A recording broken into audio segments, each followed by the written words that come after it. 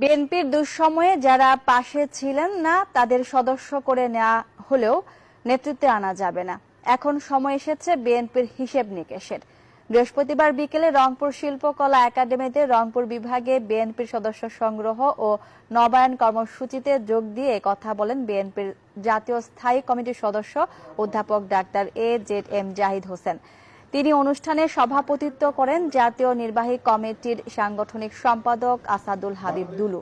এ সময় কেন্দ্রীয় ও বিভাগের ৮ জেলার 10টি ইউনিটের নেতাকর্মীরা উপস্থিত ছিলেন।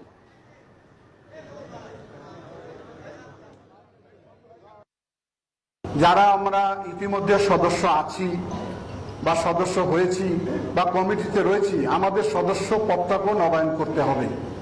এটি হলো একটা দিক। আর একটা হলো যে নতুন সদস্য সংগ্রহ করতে হবে, মনে রাখতে হবে 17 বছরে একবার আওয়ামী লীগে জয়েন করেছেন, আবার এসে আবার 5ই আগস্টের পরে বিএনপির মিছিলে যোগ দিয়েছেন, তাকে কিন্তু নবায়ন করা যাবে না।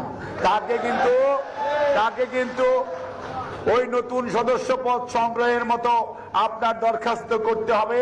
এবং ওনারা যদি মনে করেন ওই স্থানীয়ভাবে স্ক্রুটিনি ঢাকা থেকে হবে না, স্ক্রুটিনি হবে ওই প্রত্যন্ত অঞ্চলে, অর্থাৎ গ্রামীণ পর্যায়ে আমরা যাদেরকে বলি তৃণমূল।